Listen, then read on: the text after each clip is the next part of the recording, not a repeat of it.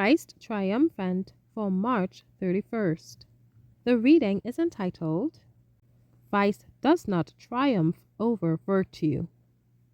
Genesis 39 verses 20 and 21. And Joseph's master took him and put him into the prison.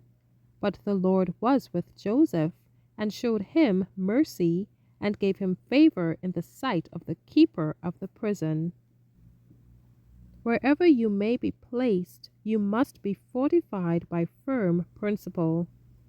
Enter life determined by the help of God to cleave close to whatsoever things are honest, true, lovely, and of good report.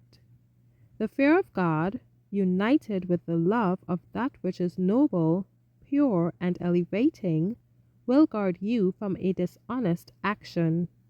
How pleasant, how satisfactory will be the recollection all through life that though exposed to many and fierce temptations, your hands were unstained by dishonesty, and your heart undefiled by cherishing temptation.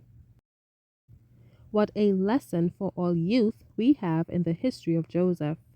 Here, moral integrity was preserved under the strongest temptations. How fierce and seductive was the assault upon his virtue! Coming from such a source and in such a form, it was the most likely to corrupt a youthful mind.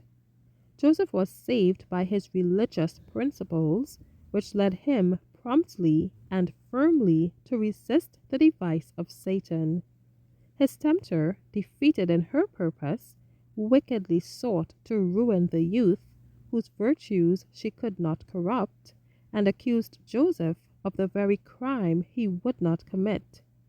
God made the imprisonment of this faithful youth the means of his elevation. Had it not been for this wicked act of Potiphar's wife, Joseph would never have become prime minister of Egypt. Although vice seemed to triumph while virtue was trampled in the dust, Joseph did not make his lot worse by repining. He possessed genuine religion. God was teaching Joseph important lessons. He was preparing him for a position of trust, honor, and usefulness. Joseph learned to govern by first learning to obey. He humbled himself, and God exalted him. The religion of the Bible never degrades the receiver. On the contrary, it elevates and ennobles all who accept and obey its teachings.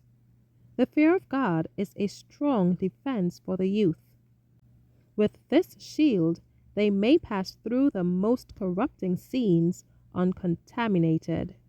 My dear son, Edson, do not get above the simplicity of a humble Christian life. Let the character of Joseph be your character. Let his strength to resist temptation be your strength. Your efforts will be successful if you make them in the strength of God. Jesus is a present help. May the blessing of Jesus ever rest upon you, is the prayer of your mother.